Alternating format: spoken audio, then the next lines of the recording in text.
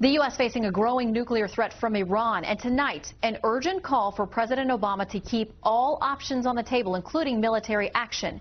In the wake of Iran's alleged plot to assassinate the Saudi Arabian ambassador right here on U.S. soil, congressional leaders say Iran must be expanding its terror operations and building nuclear weapons. Congressman Patrick Meehan joins us tonight. Congressman, thank you for your time. Hey, great to be with you, Shannon. Thanks for having me. All right, I want to read a little bit of the letter that you and your colleagues sent to the president. It says, Iran's leaders feel emboldened by what they perceive as American weakness and fear no negative consequences for their increasingly provocative actions. What can we do at this point to turn that tide?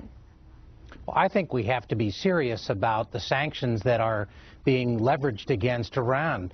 The language that you just identified was not just testimony, was not just statements from my colleagues on the Homeland Security Committee, but testimony from the experts before us who observed not only, as you identified, the growing activity of Iran in their effort to get the nuclear weapon, but effectively crossing the red line, the activity that was taking place in which they actually planned from the highest levels of the Iranian government the assassination attempt, which would have killed Americans in Washington.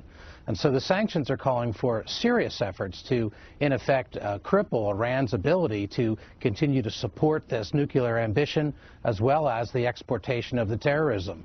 The half measures of the president, which have included efforts to attach the banking system, but instead of really going after Iran's central bank, which is critical to its ability to generate oil revenues, which supply more than 50% of the revenue for Iran. Congressman, how do you respond to critics who say we have been engaging not only the U.S. but the international community in sanctions for decades against Iran, and yet they continue to seem to only grow more bold? Well, because I think that it was the Washington Post that called these sanctions half measures. And in light of the crossing of the line with the activity that Iran has taken place, the ability to have a real impact by virtue of again, attaching the ability of the central bank of Iran to be able to operate, that will go to the full ability for them to operate their economy. That may actually be the kind of thing that will have the destabilizing impact. There's already some concerns, opportunities that may be generated by virtue of what looks like a disagreement among Khomeini and Ahmadinejad.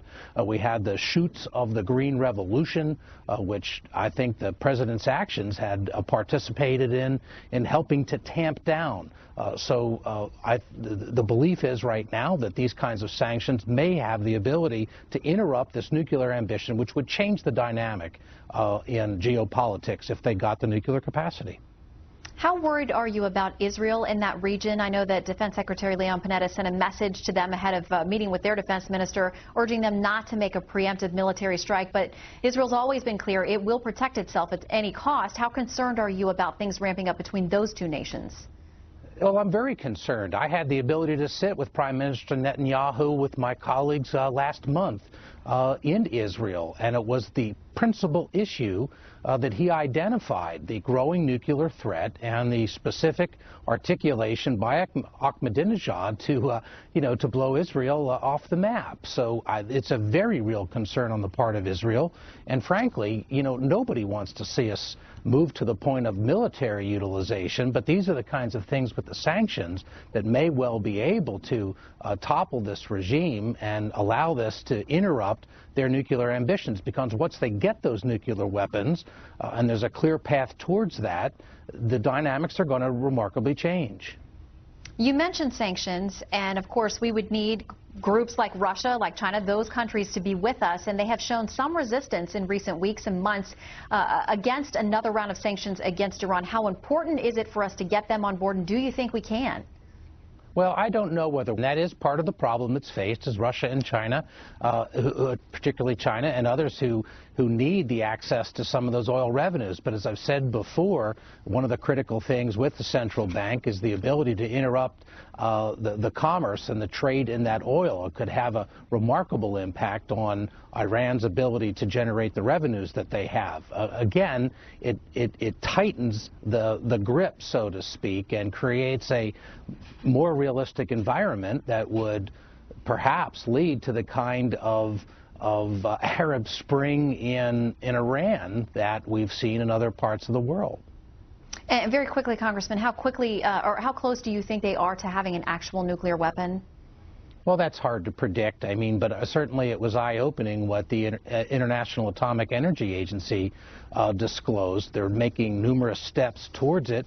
I think there has been some setbacks, and arguably with the ability to interrupt their movement by virtue of the cyber activities that have taken place, of the Stuxnet, among other kinds of things. But they're on a path, and we've got a window. This, again, was the testimony before our committee from the experts, and we need to take advantage of this window because once they are there, the dynamics are going to change dramatically.